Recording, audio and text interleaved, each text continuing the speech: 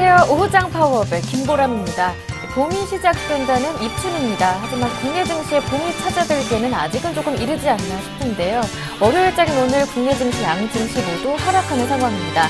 지난 주말 미국 증시가 경제지표 호조에 힘입어서 다우지수가 5년여 만에 14,000선을 회복하는 등 강한 모습을 보여줬는데요.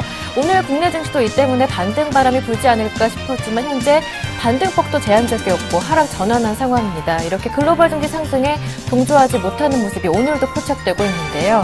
하지만 미국의 경제지표 호조와 함께 경기 반등에 대한 기대감도 높아지고 있는 상황이고 수국 환율 문제도 2월 들어 약화되고 있는 모습, 그리고 중국의 춘제도 앞둔 상황이기 때문에 앞으로 이 디커플링 현상이 조금씩 해소되지 않을까 기대감도 높아지고 있습니다.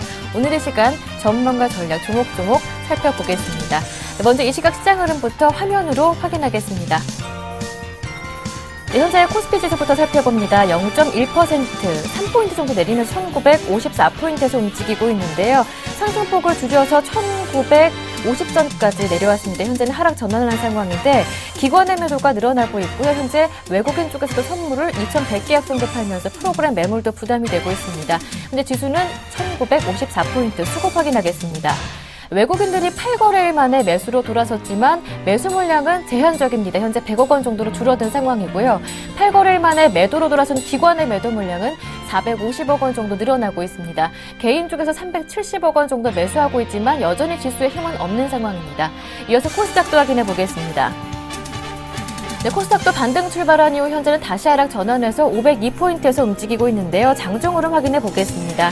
하지만 지난주 불안했던 500선은 오늘장 지지해준다는 점 좀 긍정적으로 볼 수 있겠습니다. 현재 지수는 0.3포인트 내린 502포인트입니다. 수급 내용 확인하겠습니다.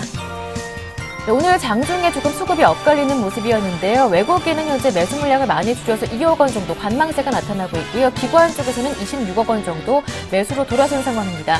장중 매수하던 개인은 매도로 돌아서서 현재 40억 원 정도 팔고 있습니다. 이어서 원달러 환율 체크합니다. 지난주 1,090원대 후반까지 오르면서 1,100원 근접했었는데 오늘 나흘 만에 하락 전환하고 있습니다. 0.8% 가까이 밀리면서 1,080원대 후반으로 내려온 상황입니다. 네, 이어서 전문가의 분석을 들어보겠습니다. 시장 중계석이 이어집니다.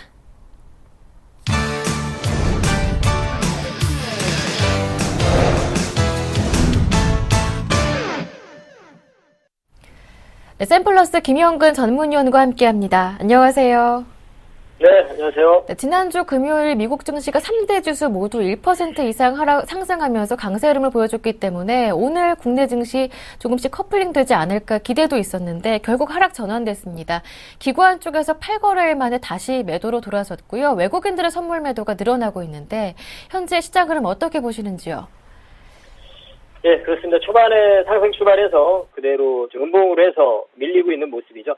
시장이 뭐 상승을 하건 하락을 하건 간에 어떤 시장의 흐름이 좀 양봉의 형성이 되는 시장의 흐름이라면 좀 긍정적으로 볼 수 있는데요.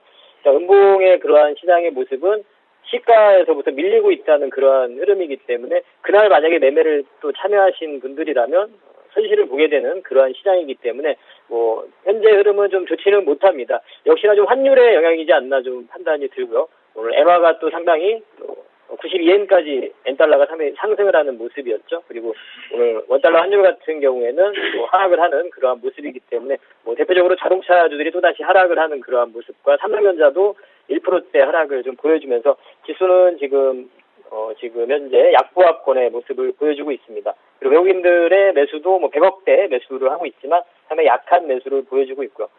말씀하신 대로 기관의 매도가 그대로 지금 계속 진행이 좀 되고 있고 대신 연기금에서 뭐 계속 지수를 좀 방어하려고 하는 그러한 모습들은 좀 나타나고 있고요. 어쨌든 1950포인트는 아직까지는 좀 지켜주고 있는 모습이고 코스닥 같은 경우도 기관의 매수가 계속 진행이 되면서 500포인트는 좀 지켜주고 있습니다. 매수세를 유지하던 외국인들 같은 경우는 코스닥에서 매도로 좀 전환이 되고 있는 모습이고요. 업종별로 좀 살펴보면 현재 오늘 뭐 외국인들의 이 매도 속에서도 지금 전체적으로 매수가 나오긴 하는데요. 전기전자와 자동차 쪽을 매도하고 있다는 부분이 또 상당히 좀 특징적인 부분이고요. 매수하는 쪽은 화학 쪽과 오전에는 철강 쪽도 좀 매수를 했었는데요. 지금 매도로 좀 전환이 된 모습이고요. 그리고 이제 통신 금융 쪽을 또 매수를 하고 있는 모습이 상당히 특징적이고, 금융 쪽 뭐 섹터에 대한 매수는 계속 지속이 되고 있는 부분 눈에 띄고요. 통신업 쪽에 대한 오늘 뭐 상승이 상당히 좀 특징적이라고 봐야 될 것 같습니다.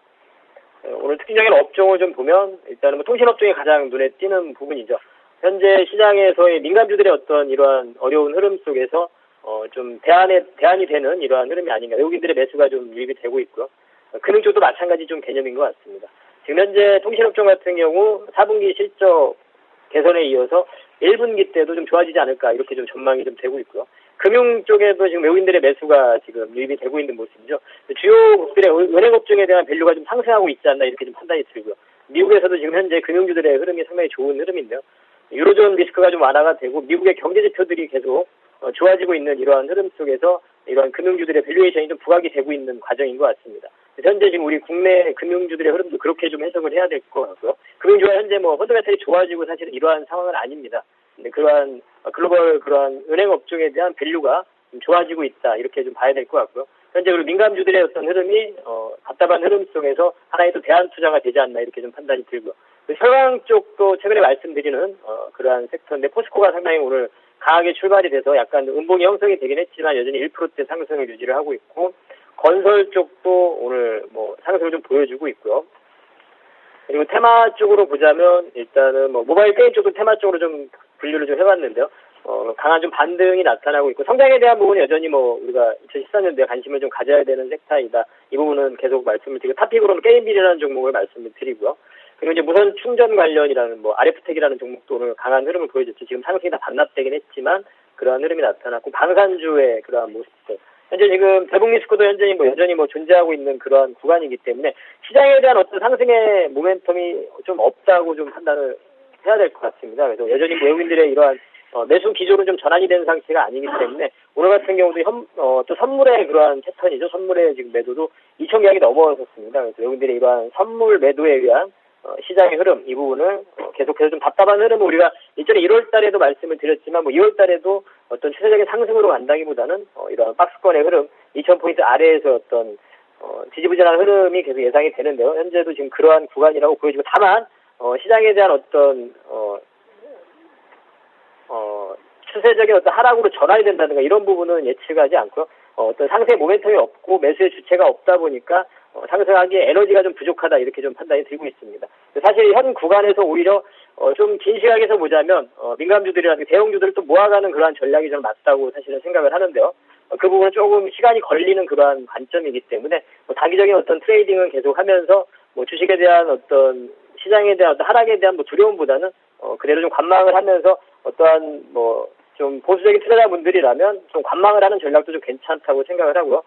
일단은 제가 제시해드린 전략적인 부분은 여전히 주식에 대한 비중을 그대로 80% 유지를 하겠고요. 지수가 지금 1950포인트는 지켜주고 있는 흐름인데, 연기금의 매매 패턴을 봤을 때는 오늘도 지금 계속 매수를 해주고 있는 모습인데 1950포인트는 지켜주리라고 예상이 되고 있습니다. 연기금이 오늘 매수하는 그러한 섹터들을 보면 전기전자를 제외하고는 좀 매수를 하고 있는 모습입니다. 아까 말씀드린 통신금융 쪽도 연기금에서 계속 매수를 하고 있고요. 그리고 철강금속이라든가 이런 쪽도 매수를 하고 있습니다. 그래서 우리가 2013년도에 사실은 저도 이제 그 현재 구간에서 주도주의 좀 변화 부분을 말씀을 드리는데요. 지금 전략적인 부분을 말씀을 드리면 현재 여전히 철강이라든가 이런 쪽, 우리가 수대 쪽에 대해서 좀 관심을 가져야 될 것 같습니다. 물론 중국에 대한 부분인데요. 그래서 철강 쪽과 화학 쪽 이러한 쪽으로 계속 지속적으로 관심을 가지면서 좀 지금 현재 매수 모아갈 수 있는 그러한 구간이 아닌가 판단을 하고요. IT 쪽 같은 경우에도 여전히 저점 매수를 할 수 있는 그러한 구간이라고 생각을 합니다. 자동차 쪽은 여전히 박스권의 트레이딩이라고 말씀을 드리고요. 그래서 좀 사실은 좀 변화되는 부분이 크게 없습니다. 현재 지난달 말부터 해서 최근에 그러한 흐름까지 해서 크게 달라진 부분은 없다고 생각을 하고요. 여전히 그러한 관심 가져야 되는 부분은 철강, 화학 쪽과 그리고 IT 쪽, 그리고 금융 쪽, 그리고 통신, 건설까지 좀 포함을 해서 이러한 섹터들을 좀 우리가 매수를 해나갈 수 있는 그러한 구간이라고 생각을 합니다. 그리고 이제 나머지 이제 중소형주 같은 경우도 여전히 그런 상승의 모멘텀이 있는 쪽, 실적이 또 기반이 되는 이러한 종목들을 가지고는 충분히 뭐 트레이딩이 가능하다고 생각을 하고요. 이를테면 뭐 전자결제라든가 이런 쪽도 여전히 뭐 계속 2013년도에 오늘은 좀 하락을 했지만 여전히 우리가 추적을 해야 되는 섹터고요. 또 중국 관련한 모멘텀이 있는 또 친절 관련한 쪽이 있는 이러한 쪽으로 계속 매매가 가능하다고 생각을 합니다. 한국콜마가 오늘 2%대 다시 상승을 해주고 있는 모습이죠. 그리고 이제 IT 부품주들 같은 경우에도 추세가 전혀 훼손되지 않은 뭐 파트론 같은 종목이라든가 뭐 옵트론텍이라든가 이런 종목도 여전히 뭐 추세가 유지가 되고 좋은 흐름을 좀 보여주고 있습니다. 그래서 그러한 종목들, 추세가 여전히 이탈되지 않은 종목들은 현재 구간에서도 매매가 가능하고 또 신고가 형성을 하는 종목들도 여전히 우리가 추적을 할 수 있는 종목이라고 생각을 합니다. 그래서 여전히 그 전략적인 부분은 그대로 유지를 하겠고요. 지수가 1920포인트가 이탈되기 전까지는 뭐 주식 비중을 그대로 보유를 하도록 하겠고, 종목을 좀 고르기 어려우신 분들이라면 뭐 ETF 같은 걸로 좀 매매를 해도 되지 않을까 생각을 하고 있습니다. 지수가 오히려 좀 하락을 할 때 코덱스 레버리지 같은 걸 좀 편입할 수 있는 이러한 전략적인 부분을 또 생각을 해볼 수 있을 것 같고요. 우리가 좀 중기적인 관점에서 시장에 더 좀 홀딩을 하고 종목을 보유를 하고 끌고 가는 부분은 말씀드린 대로 20포인트가 넘어서고 나서 그렇게 좀 해야 될 것 같고요. 뭐 단기적인 매매와 대형주로 매매하시는 분들 아까 말씀드린 대로 좀 모아가는 전략이 유효하다고 생각을 합니다. 이렇게 정리를 해드리도록 하겠습니다. 이상입니다. 네. 네, 말씀 잘 들었습니다. 고맙습니다. 예, 감사합니다. 네, 지금까지 샘플러스 김영근 전문위원과 함께했고요. 이어서 증권사 직접 연결해서 오늘 어떤 종목 문의가 가장 많았는지 그리고 추천 종목은 무엇인지 들어보겠습니다. 오늘은 HMC투자증권 잠실지점의 김관수 과장님과 함께합니다. 안녕하세요. 네, 안녕하세요. 네, 오늘 어떤 종목 문의가 가장 많았습니까? 네, 아무래도 우리나라 대표 IT 종목에 관한 문의가 좀 많았는데요. 네. 오늘은 삼성전기를 좀 한번 다뤄보겠습니다. 현재 삼성전기 같은 경우는 지난 4분기 삼성전기 실적이 시장 예상치만큼 실망스러운 그 결과가 나왔다는 내용과 함께 주가가 계속 연일 하락을 하고 있습니다. 매출과 영업이익, 당기순이익 모두 전분기 대비해서 감소한 것이 이유가 되겠는데요. 일단 그 매출액이 2조 7천억 원 정도, 영업이익은 1,440억 원 정도, 전분기 대비해서 약 5%와 21% 각각 줄었습니다. 전년 동기 대비해서는 24% 그리고 49% 늘었지만 일단 고객사나 기타 그 스마트폰 판매 호조에 대한 그 시장의 그 온기를 감안했을 때 예상치에 못 미친다는 평가가 시장에 전반적으로 깔려 있습니다. 당기순이익 역시 970억 원 정도로 전년 동기 대비해서 다소 감소했다는 부분, 다소가 아니라 한 30% 이상 감소했기 때문에 주가는 다소 좀 부정적인 흐름으로 그 마직 가격이 9만 원 선까지 지금 근접해 있는 상황입니다. 제가 오늘 제시해드리려고 했던 손절 가격이 9만 원이 될 텐데요. 오늘 종가상으로 9만 원을 이탈한다고 했을 때는 좀 보수적인 입장에서의 접근이 좀 필요해 보이고요. 손절 가격은 9만 원 좀 일단은 제시를 해드리도록 하겠고요. 여기서 만약에 그 목표 가격인 11만 원을 제시를 해드릴 텐데 목표 가격은 현재 지금 다소 좀 긍정적으로 봤을 때 지금 상황입니다. 현재 지금 4분기라든지 이전 분기에 대한 실적이 아직은 그 주가에 반영되는 시점이기 때문에 다소간 이런 그 주가의 방향성을 돌려놓기 위해서도 시간이 좀 더 걸릴 것으로 좀 보여지고요. 목표가까지는 대응은 가능하겠으나 현재 손절 구간 먼저 체크하시는 것을 염두에 두시고 대응하시길 권해드리겠습니다. 네, 그렇다면 오늘 종가로 9만 원이 지지되는지 여부를 확인하고 들어가시는 게 조금 더 안정적이겠네요. 네, 맞습니다. 예, 알겠습니다. 오늘 문의가 가장 많았던 종목 삼성전기에 대해서 전략까지 들어봤고요. 이어서 관심 종목 들어볼게요. 어떤 종목인가요? 예, 오늘 추천 종목으로는요. 네. 인피니티 헬스케어를 좀 제시해드리도록 하겠습니다. 인피니티 헬스케어가 최근 그 삼성전자가 공격적으로 그 의료 쪽에 많이 투자를 하고 있는 거에 대해서 기대감을 갖고 주가가 좋은 상승 흐름을 좀 보여주고 있는데요. 오늘은 다소 보합세의 흐름을 좀 보여주고 있습니다. 지난주에 급등에 따른 다소 그 눌림목에 약간 발생하고 있는 것으로 좀 보여지고요. 현재 그 삼성전자가 미국의 그 CT 전문 업체인 뉴로로지카를 인수한 데 이어서 의료 서비스 솔루션 업체인 인피니티 헬스케어에도 큰 관심을 갖고 있다는 그 부분이 시장에서 굉장히 주목을 받고 있는데요. 가능성 또한 열려 있는 것이 사실입니다. 지난해 그 인피니티 헬스케어가 삼성 출신의 인사를 대표이사를 두고 선임한 부분도 다소 이런 가능성을 좀 더 무게를 두고 열어놓을 수 있는 부분으로 좀 판단이 되어지고요. 헬스케어 관련 업종을 올해 그 신설되는 미래창조과학부의 정보통신기술 정책의 수혜를 받을 것으로 또 예상이 되어지기 때문에요. 꾸준히 관심 있게 보셔야 될 것 같습니다. 그 위에 지금 일본 주가를 보게 되면 보면 5일선과 20일선을 꾸준하게 받치고 주가 꾸준하게 우상향하고 있는 모습 보여지고 있고요. 얼마 최근에 급상승하면서 만원선이 마디 가격을 지금 돌파를 하고 안착을 했습니다. 그래서 목표 가격은 이전에 12,000원을 제가 제시를 해드렸는데요. 11,200원까지 지금 최고가를 찍고 다소 눌림목 발생했는데요. 목표 가격 좀 더 올리겠습니다. 15,000원으로 올리겠고요. 손절 가격은 21선이 훼손되어지는 9,200원 정도 선을 손절 가격으로 자꾸 대응하시길 권해드리겠고요. 금일 종가상으로 매수를 하셔도 무방할 것으로 좀 보여집니다. 네, 인피니트 헬스케어 9,800원에 진입 가능하겠다 말씀해 주신 거고요. 목표 가격은 15,000원으로 정해 주셨습니다. 말씀 잘 들었습니다. 고맙습니다. 네, 감사합니다. 네, 지금까지 HMC 투자증권 잠실지점의 김관수 과장님과 함께했습니다.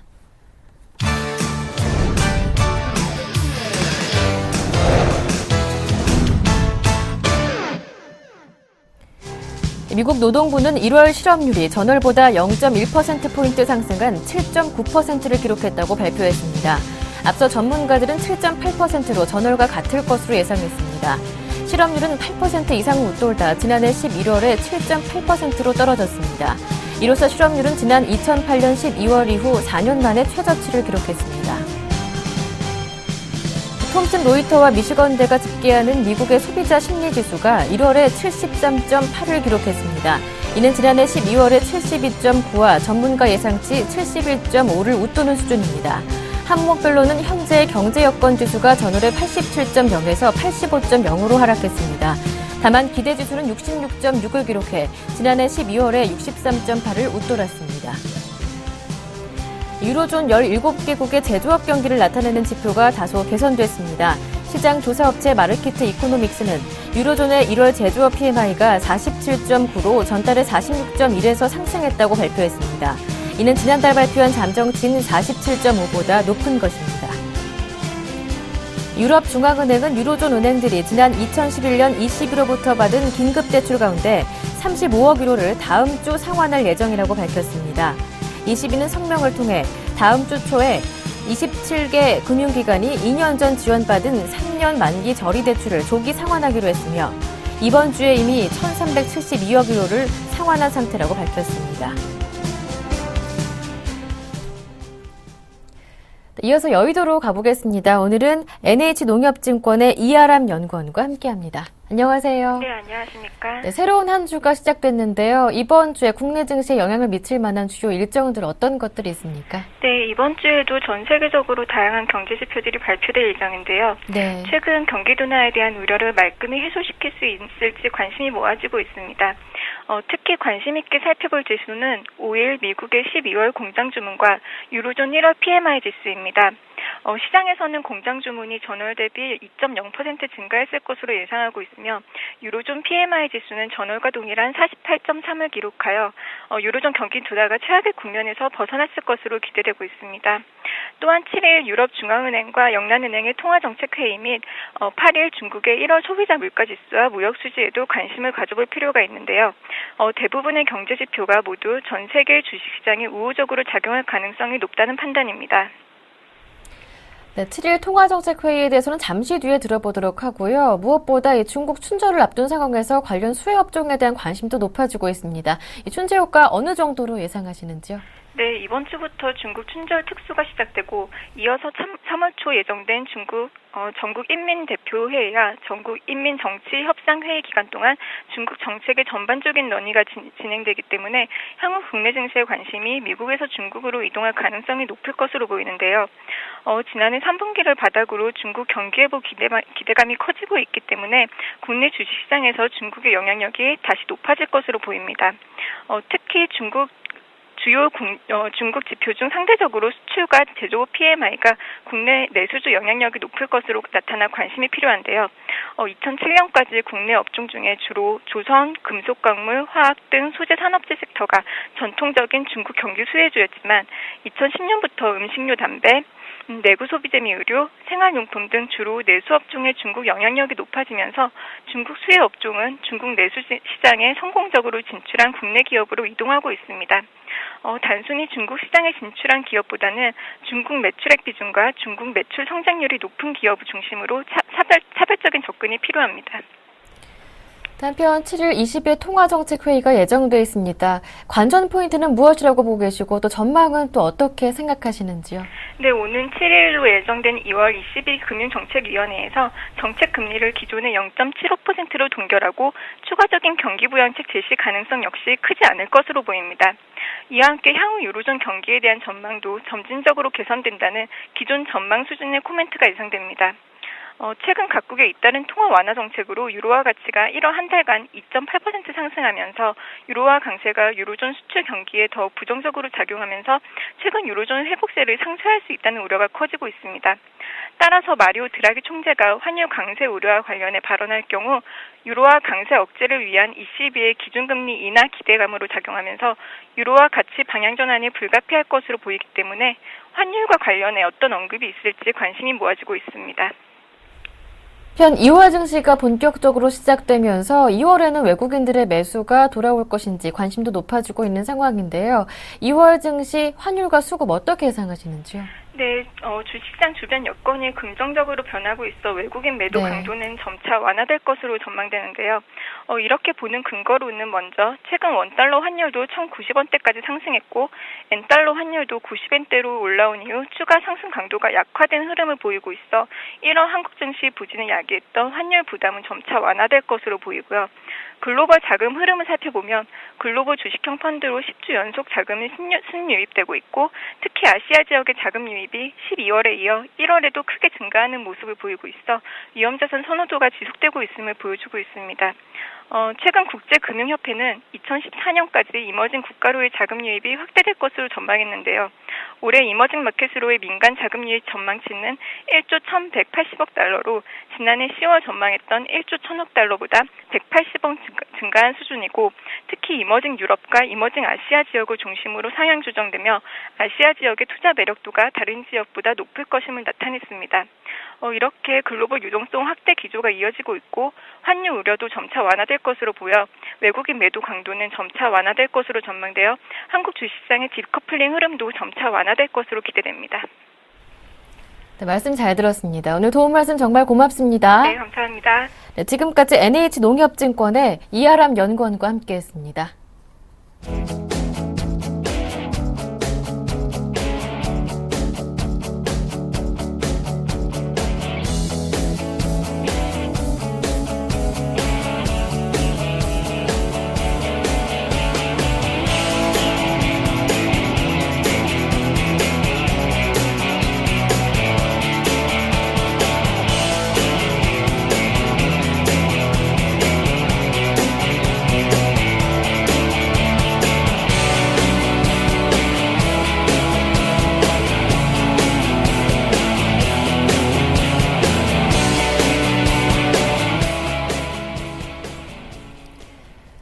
이어서 글로벌 이슈 마감에 따른 국내 증시 영향까지 자세하게 분석해 보겠습니다. 오늘은 IM투자증권의 김동섭 이사님과 함께합니다.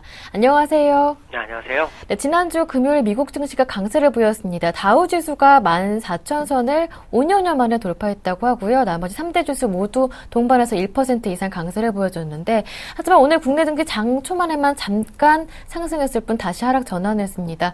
언제쯤 이런 디커플링 현상이 해소될 수 있을까요? 지금 우리나라는 그 엔환율에 대한 부분, 엔저의 영향, 그리고 또 하나는 북한에서 지금 핵실험을 할 것으로 좀 보이고 있는데 그것으로 인한 영향이 좀 있는 게 아닌가라고 보여지고 있고요. 거기다가 뱅가드가 계속해서 물량을 처분하는 상황이 계속 연출되기 때문에 이게 이제 투심을 많이 약화시켰다라고 생각할 수 있습니다. 제가 볼 때 선물에서 누군가 너무 좀 무리하게 매매를 좀 하고 있는 것으로 좀 판단이 쓰고 있고요. 그 영향으로 해서 시장이 조금 많이 흔들리는 것 같습니다. 미국 같은 경우에는 지난주 금요일날 14,000포인트를 안착을 했죠. 5년 만에 최고치를 기록했는데 2007년도 최고치인 14,198포인트가 이제 얼마 남지 않은 그런 상황이다라고 보시면 될 것 같고요. 지금 미국에서는 위험자산으로 자금이 굉장히 많이 좀 들어오고 있다고 합니다. 예전에 2009년도 5월 달에 그 당시 지수가 6,500까지 빠졌을 때죠. 그 당시 526억 달러 정도가 시장에 한 달 만에 유입이 됐었는데 지금은 주가가 14,000원인데도 불구하고 올해 3주 동안 약 648억 달러가 시장으로 지금 유입이 되고 있는 그런 상황이다라고 보시면 될 것 같고요. 미국은 항상 보면 1월 달에 장세의 모습이 1년을 좌우하는 경우가 확률적으로 73% 정도 됩니다. 근데 지금 현재 1월 달 상승률이 굉장히 좀 가파른 그런 상황이다라고 보시면 될 것 같습니다. 그 다우나 S&P 500 지수가 1월달 상승치가 보시면 16년, 그러니까 S&P 같은 16년, 그다음에 다우지 26년 만에 1월달 상승이 가장 높게 상승하는 그런 상황이죠. 그래서 올해 상승을 좀 예견하는 그런 상황이 가시화되고 있다라고 보시면 될 것 같고요. 지난주에 미국은 제조업 지수 PMI 지수가 55.8을 나서 예상 상회의 모습을 보였고, 중국도 서비스업 PMI 지수가 56.2 정도가 나왔죠. 그렇지만 미국에서는 지금 시장이 상승을 하고 있는 가운데서도 약간 이제 시장에 대해서 좀 위험성 발언을 하는 어떤 사람들도 좀 있습니다. 뭐 짐 로저스라든가 막 파버 같은 사람 그런 모습을 얘기하고 있지만 시장은 일단 상승에 완전히 방향을 튼 것으로 예상이 되고 있기 때문에 그러한 뉴스보다는 일단 상승 쪽에 기대 심리를 가지고 접근하는 것이 맞지 않나 이렇게 판단이 서고 있고요. 지금 우리나라가 너무 많이 뒤져 있죠. 미국보다는 8.4%. 그다음에 뭐 일본보다는 한 14%에서 16% 정도 벌어지고 있는 상황이고요. 이렇게 되다 보니까 너무 좀 시장에 처지고 있어서 좀 불안한 양상이 좀 예상이 되고 있는데, 일단 뱅가드가 1월 달에 굉장히 물량을 많이 처분한 걸로 지금 보고 있습니다. 물론 아직도 몇 조가 남아 있지만 추가적으로 매도는 좀 시간을 두면서 할 수도 있는 부분이 있기 때문에 이 부분을 좀 확인하셔야 될 것 같고요. 오늘은 외국인들이 한 200억 정도 매수하다가 지금은 한 87억 정도 매수하고 있는 상황이고요. 개인이 더 400억 정도 매수. 기관이 지난주 받쳐주는 역할을 했었는데 오늘은 매도가 480억 나오고 있죠. 그렇지만 막판까지 지켜보실 필요성이 있습니다. 프로그램 매도는 지금 그렇게 많이 나오고 있지 않은 상황이고요. 지금 외국인들의 그 차익 매수는 나올 물량이 없습니다. 그 얘기는 무슨 말이냐면 외국인들이 신규로 매수 진입할 확률을 좀 열어두고 보시는 게 좋겠고요. 오늘 시가총액 상위 종목들을 보면 삼성전자가 지금 주가를 까먹고 있는 상황이고요. 자동차 중에서 현대차, 기아차가 좀 빠지고 있습니다. 현대모비스는 오히려 상승하는 모습이고요. 지금 보시면 경기 관련주인 SK텔레콤이나 롯데쇼핑 같은 이런 종목들이 경기 방어를 좀 주가 방어를 좀 하고 있고요. 나머지 종목들은 대체적으로 마이너스나 플러스권의 약보합에서 강보합의 움직임을 좀 보이고 있다라고 보시면 될 것 같습니다. 오늘 시가총액 상위 종목들의 모습도 중요하지만 업종별 흐름을 좀 보시면요. 지금 개인들은 전기전자하고 운송장비 쪽에서 매수를 진입하고 있고 화학 쪽에서 매수를 하고 있습니다.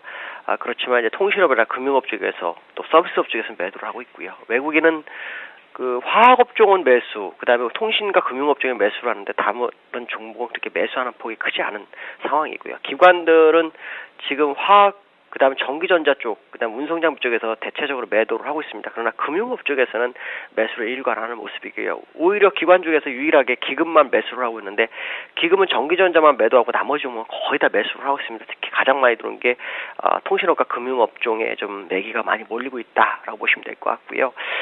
이제는 그 외국인이 돌아올 때가 되지 않았느냐, 수급적으로 좀 어려운 상황을 벗어날 때가 좀 된 것으로 예상이 되고 있고요.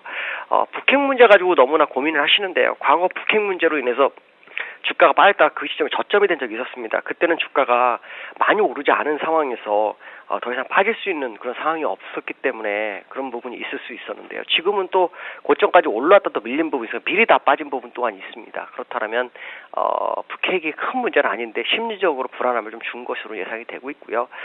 충분히 극복할 수 있는 시간대가 다가온 것이 아닐까라는 생각을 한번 해봅니다. 네, 그렇다면 오늘장 투자 포인트 어디에 보고 계시는지 들어보고요. 그리고 아까 말씀하시기를 뱅가드 우려가 지속된다라고 말씀해 주셨는데, 그렇다면 지난해 후반부터 주목을 받고 있는 상대적인 강세를 보여주고 있는 중소형주에 집중을 해야 하는 것인지, 대형주의 반등을 기다려 봐야 하는 것인지, 중소형주와 대형주에 대한 관점도 궁금해지는데요. 일단 1969포인트 안착 여부를 좀 확인하실 필요성은 있고요. 뱅가드 물량이 나온다 중소형주, 이건 사실 의미가 없습니다. 전 세계장이 지금 신고가를 갱신하고 있다면 만약에 지금 디커플링에서 커플링을 바뀌었을 때 대형주 위주로 가는 게 맞고요. 우리나라 시장이 시가총이 1000조로 오가고 있는데 겨우 10조가 시장을 흔든다는 건 말이 안 되는 겁니다. 어떻게 보면 기관이나 뭐 다른 어떤 메이저들이 낮은 가격에서 물량을 받으려고 하는 거지. 그 10조 정도 되는 게 시장을 흔든다는 것은 말이 안 되는 것 같습니다. 특히 1월 달에 거의 뭐 3조 이상 나온 걸로 예상이 되고 있기 때문에 그런다고 하면 6개월 안에 판다 그러면 아직도 시간은 좀 있을 뿐이고 약간 심리적인 요소일 뿐이지 그 큰 문제가 되지 않는다고 판단하고 있고요. 만약에 커플링으로 간다 그러면 중소형주는 사면 안 되겠죠. 힘들어도 대형주에서 머물러 있는 게 맞다라고 판단하고 있습니다. 예, 알겠습니다. 오늘 도움 말씀 잘 들었습니다. 고맙습니다. 네, 감사합니다.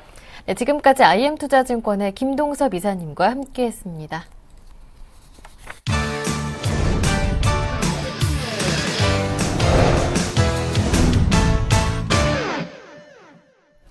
네, 지금부터는 보다 구체적인 오후장의 전략을 세워드리고요. 여러분께서 궁금해하시는 전문가의 포트폴리오도 보여드리겠습니다. 오늘은 우진투자 컨설팅의 이성규 팀장님 모셨습니다. 안녕하세요. 네, 안녕하십니까. 네, 지난주 미국 증시뿐만이 아니라 중국, 일본 증시까지 글로벌 증시가 동반해서 상승세를 보여주고 있는데 국내 증시만 부진한 모습을 보여주고 있습니다. 체크 포인트부터 짚어볼게요. 네, 일단 계속적으로 보게 되면 지난주에 유럽이나 그리고 이제 미국장 같은 경우도 굉장히 높게 상승을 했었습니다. 거의 1%대 넘는 그런 상승세를 보였고요. 지표 호조라든지 이제 그런 부분도 있었고, 경기 회복에 대한 기대감들이 상당히 크게 이렇게 작용하기 시작하면서, 다우지수 같은 경우는 역대 최고점을 한 1.2% 정도, 현재 남겨놓을 만큼 굉장히 강세장이 이루어졌는데, 그런 것들을 아마 지난주, 금요일장에서 이렇게 보게 되면서 우리가 많이 기대했었을 겁니다. 오늘장, 우리나라장도 굉장히 가파르게, 좀 상승해주지 않을까라는 그런 측면들이 기대감을 일면서 일단은 장 초반에 어느 정도 상승세는 보였었지만 지금 현재로 가면, 그러니까 장 후반으로 가면 갈수록 그 힘 자체는 굉장히 탄력성이 떨어진다라는 걸 우리가 확인할 수 있겠는데요. 일단 외국인들의 매수세 자체는 오늘 장에서 역시나 계속적으로 좀 줄어드는 모습이고 기관들도 역시나 그 매수세가 줄어들면서 매도폭이 오히려 확대되는 그런 모습입니다. 근데 이런 원인 자체로 일단은 볼 것 같으면은 일단은 오늘 장에서 시총 상위주들 중에서도 특히나 삼성전자와 그 현대차의 이 주가 추이 자체가 굉장히 좀 부진한 모습을 보여주고 있죠. 그런 것들은 이제 왜 그러냐면, 과거 우리나라 같은 경우는 계속적으로 그동안 어느 정도 고환율 정책이었습니다. 그러니까 지난 정부 때, 고환율 정책을 계속해서 펼쳐왔기 때문에, 그걸로 인해서 우리나라 그 IT라든지 자동차 업종들이 상당히 수혜를 입었던 것은 사실이고요. 이제 그런 것들이 어느 정도 한 사이클을 돌게 되면 사실상, 다른 나라들이 그 환율에 대해서 피해를 봤기 때문에 역시나 그 나라들이 다시 한번 사이클상으로도 수혜를 볼 수 있다라는 겁니다. 그러니까 우리나라 환율은 원달러 환율은 결국엔 여기서 가파르게 다시 간다거나 그런 것보다는 밑으로 내려올 수밖에 없는 거겠죠. 아니면 추가적으로 내려가지 않더라도 이 정도 수준에서 머문다라고 이렇게 볼 수가 있겠는데요. 바로 이제 그것입니다. 그러니까 환율 부담이 역시나 크게 좀 작용하고 있다라는 것이 투자자들의 심리 자체를 좀 이렇게 투자자들의 심리 자체를 굉장히 좀 안 좋게 만들어주고 있고, 특히나 중요한 것은 원달러 환율이 지난 1100선을 이탈한 이후에 한 1050선까지 이렇게 내려갔다가 그 구간에서 박스권에서 계속 머물고 있는 그런 상황입니다. 그러니까 외국인 투자자들이 다시 유입이 되려고 한다면 말 그대로 원달러 환율이 갑자기 급등을 해서 한국 증시도 내려가고 그러면서 그만큼 싼 측면들이 보인다거나 아니면은 워낙 강세가 가파르게 이어져서 그것을 추격 매수하듯이 우리 국내 주식시장이나 원화 시장에 들어와야 되는데 그런 것들이 없다라는 것이죠. 그러니까 지금 현재 자체는 물론 기업들의 실적도 굉장히 그런 것도 역시나 문제가 되겠지만 환율 때문에 문제가 되겠지만 외국인 투자자들은 가장 먼저 보는 게 이제 환율입니다. 그러니까 환율과 동시에 노리는 게 이제 주식 차익인데 주식 차익에 대한 규모보다는 역시나 환차익이 높아서 환차익이 말 그대로 이루어지지 않을 상황에는 박스권 부분에서 계속적으로 왔다 갔다 할 수밖에 없다라는 것입니다. 그래서 예를 들면 지금 현재 구간에서는 박스권 상단이라고 환율의 박스권 상단이라고 할 수 있는 부분은 한 1090선에서 1100원선 그 부분에서 외국인들이 그러니까 매수세가 유입이 될 확률이 높고 그 중단 부분 50선을 바닥이라고 했을 때 중단 부분이라고 한다면 1075선이죠. 그 이상에서는 외국인들이 추가적으로 강하게 베팅을 안 할 가능성이 높습니다. 하지만 그 전 세계 경제가 점점 가파르게 상승한다라고 했을 때는 역시나 그 동반 상승할 수 있는 그런 여건도 있기 때문에 일단 그런 점도 여러분들에게 우선적으로 좀 말씀을 드리겠고요. 중요한 것은 그렇습니다. 지금 현재의 양세는 보시면 아시겠지만 어떤 섹터의 종목들은 굉장히 좀 가파르게 좀 상승하는 경향도 있고 어떤 섹터의 종목들은 여전히 좀 부진한 경향들이 있습니다. 그래서 역시나 섹터별이나 그 섹터 내에서도 종목별로 굉장히 섬세하게 역시 역시나 그 종목들을 선택을 하셔야 된다는 것이고요. 그것이 왜 중요하냐면 시장 자체가 경기가 둔화되고 좁아지다 보니까 같은 섹터 내에 있다고 하더라도 어느 쪽으로 마케팅을 하고 어느 쪽으로 공략을 했는지에 따라서 실적 자체는 굉장히 확연히 차이가 날 수 있다는 겁니다. 그래서 시장 모멘텀 투자보다는 역시나 개별 종목별 투자가 계속적으로 좀 이렇게 강세를 보일 가능성이 높다는 점 말씀을 드리겠습니다. 네. 말씀해 주셨던 대로 모멘텀이 없다 보니까 또 중국에 기대려는 심리도 높아지고 있는 것 같습니다. 춘절 최대 명절도 기다리고 있는데 그런 가운데 오늘 장 보니까 베이직 허수가 한 4%, 오리온 빙그레도 오르고 있더라고요. 춘절을 노려볼 만한 종목, 어떤 종목들이 있을까요? 네, 일단 뭐 춘절 노려볼 만한 종목 같은 경우는 뭐 많은 종목들이 있겠죠. 일단은 홈쇼핑 업체들도 그러니까 쇼핑이 가장 각광을 받는 건 맞습니다. 근데 중요한 것은 그런 것들이 나중에 가서 실제로 수혜를 입는가 없는가가 이제 중요한 것이죠. 말 그대로 춘절이라고 해서 무조건 중국인들이 우리나라 물건만을 사는 것도 아니고 또 한국만을 또 관광을 오는 것도 아닙니다. 그 사람들 나름대로 자기네들이 이점을 찾아서 가겠죠. 첫 번째로 뭐 해외로 간다거나 아니면 해외 제품들을 구입하려고 했을 때 당연히 그 사람들도 환율에 대한 부담을 느낄 수가 있습니다. 근데 원달러 환율 자체가 상대적으로 절상이 덜 되다 보니까 이번 춘절 같은 경우는 저는 그렇게 특수 기대감은 없을 것으로 예상되고 있고요. 말 그대로 그 특수 기대감이라는 것은 말 그대로 이번에는 좀 기대감에 지나지 않을까라는 그런 측면에서 수혜를 입는다기보다는 단기적인 그 트레이딩 관점에서 역시나 접근하는 게 좀 좋다라고 판단돼서 일단은 그런 것들이 집약이 된다고 했을 때는 역시나 뭐 쇼핑주들이 우리나라의 국내 명절도 있죠. 그렇다 보니까 그런 점들, 그러니까 쇼핑 업체들을 위주로 여러분들이 단기 트레이딩 관점, 그러니까 중장기 관점이 아닌 역시나 단기적 이슈 관점에서 접근을 하셔서 역시나 그런 부분들 참고하셔서 투자를 하시기 바라겠습니다. 네, 한편 또 한 가지 문제점이 있습니다. 가뜩이나 모멘텀이 없는데 북한 관련해서 지정학적 리스크도 높아지고 있는데요. 3차 핵실험에 대한 경계감이 높아지고 있습니다. 또 기사를 보니까 단기적인 리스크에 그칠 것이다라는 분석도 나오고 있고 그런 가운데 뭐 예상 핵실험 날짜도 나오고 있어요. 뭐 4일이나 11일에 단행될 가능성도 있다 이런 분석도 나오고 있는데 시장 리스크 클까요? 근데 어쨌거나 저쨌거나 지금은 학습 효과가 좀 있다라고 보고 있습니다. 어차피 그게 시장에 알려졌는데, 그럼에도 불구하고 뭐 우리나라 증시가 그러니까 오전장에 상승했다가, 내려가는 원인 중에 하나가 일단은 뭐 그것이라고 그 요소도 이제 껴있다라고 이제 볼 수가 있겠는데요.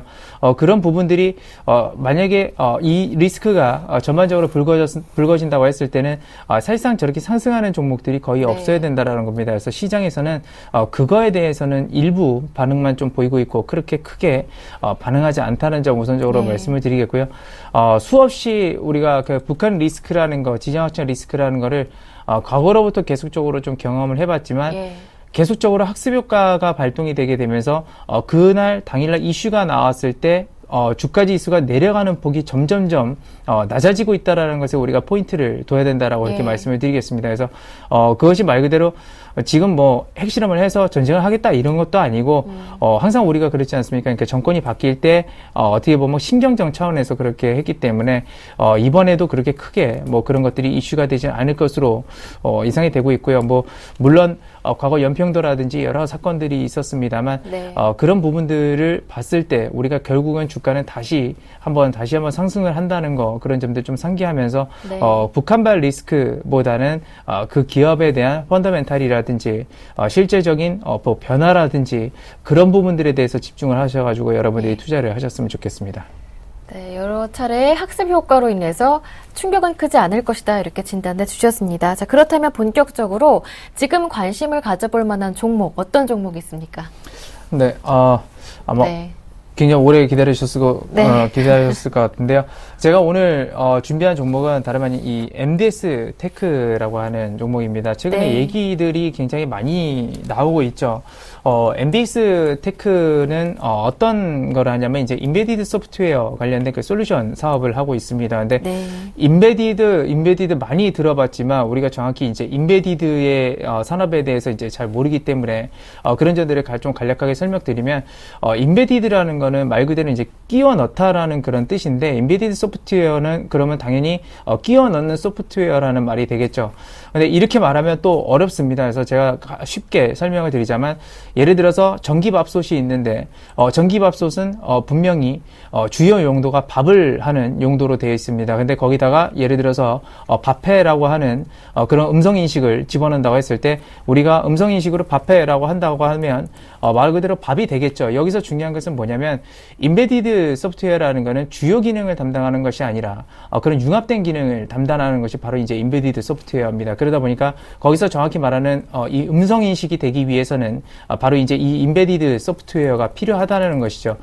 그렇게 본다면 우리가 여러 분야에서 이 임베디드 소프트웨어가 쓰인다라는 것을 알고 알 수 있을 겁니다. 그리고 좀 더 이제 임베디드 소프트웨어에 대해서 말씀을 드리자면 좀 더 넓게 보자면 사실상 이것은 어떤 특정한 그 프로그램을 가지고 있고 내장을 한 상태에서 그런 부분들이 어떤 특정한 환경이 이루어지게 됐을 때는 그 부분을 말 그대로 실행하는 그런 역할들을 합니다. 그래서 요번에 최근에도 역시 나로 이렇게 쏘아 올렸지만 그 나로 같은 경우도 이제 인공위성 같은 경우도 어느 위치에서 어떻게 하고 어느 위치에 도달하면 뭐를 하고 그런 것들이 자동으로 다 프로그램 설계가 내장이 돼 있죠.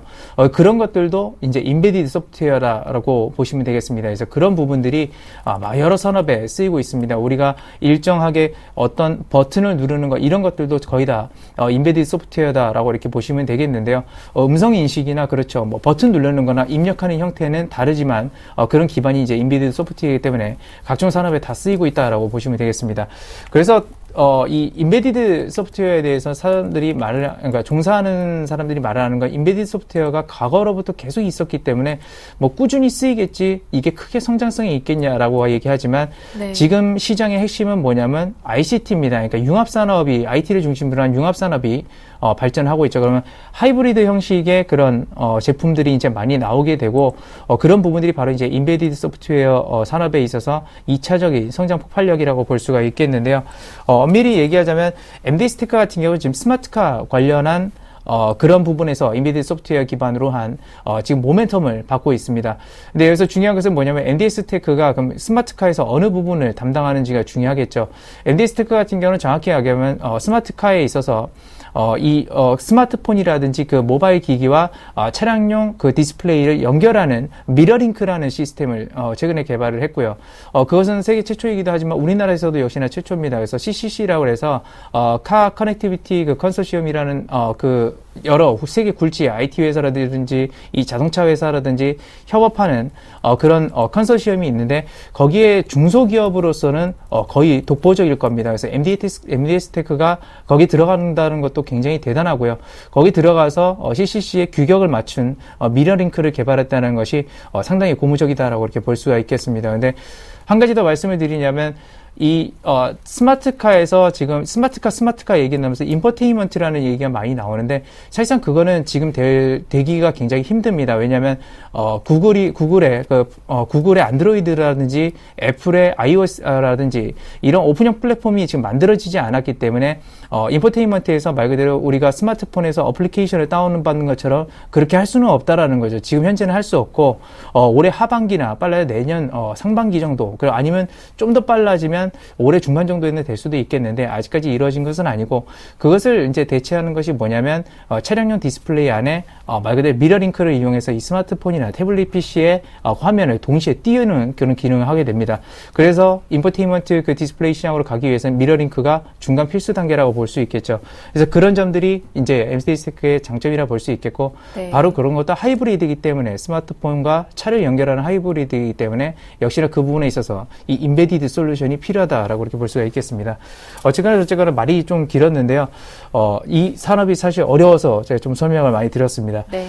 그리고 지금 최근에 들어서는 일단 기관 투자자들이 올해 들어서 집중적으로 좀 매수를 하고 있는 측면이고 그런 점들을 봤을 때 역시나 그 성장성 대비해서는 저평가 측면이라서 MD스테크 오른쪽에서 추천을 드리겠고요. 매수가는 지금 현재가로 좀 제시를 해드리고 사실 이것이 모멘텀으로 그러니까 실제적으로도 실적이 나오지만 모멘텀 자체를 가는 측면이 있기 때문에 제가 보유 기간은 한 2개월 정도로 보지만 목표 주가 같은 경우는 일단은 2개월에 맞춰서 물론 18,000선이지만 단기적으로 만약에 상승을 했을 때는 여러분들이 중간중간 차익 실현 전략을 좀 권해드리겠습니다. 18,000원 갈 때까지 이렇게 보유하지 마시고요.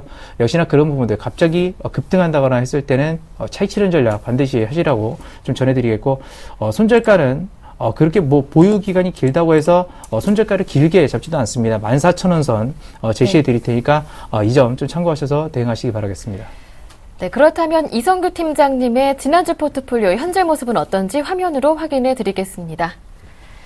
이성규 팀장님의 지난주 포트폴리오인데요. 종목은 KMH, 이크레더블, 세아베스틸, SKCNC, 다음 SK이노베이션까지입니다. 수익률 확인해 볼까요? 네, KMH가 9,000원 초반대에서 52주 신고가 경신하더니 조금 주춤합니다. 하지만 조정은 나오지 않고 있죠. 현재 15% 수익률 기록하고 있고요.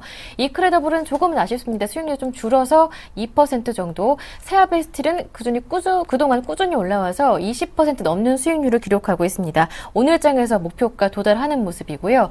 SKCNC가 6% 정도, 다음도 4% 가까이 오르고 있습니다. SK이노베이션 현재 약간 내려오고 있는데 하지만 오늘 장 반등 나오고 있습니다. 현재 1% 못 미치는 손실 나오고 있습니다. 오늘 AS 받아보는데요. 세아베스틸 일단 목표가 도달했고요. 그리고 지난주였죠. 최태원 회장의 구속 소식과 함께 좀 동반 약세를 보였었던 SK그룹주도 수익률은 좋습니다만 AS 살짝 받아보고 싶어요. 네, 저도 이제 그 부분에 대해서 사실 좀 많이 놀랐습니다. 이제 투자 여러분들도 많이 놀라셨을 텐데요. 그 부분, 그러니까 오너 리스크라는 부분들이 사실상 중요하긴 합니다만, 그날 이제 장을 이제 봤을 때는 사실상 그 오너 리스크가 과거에도 뭐 여러 기업들이 있었죠.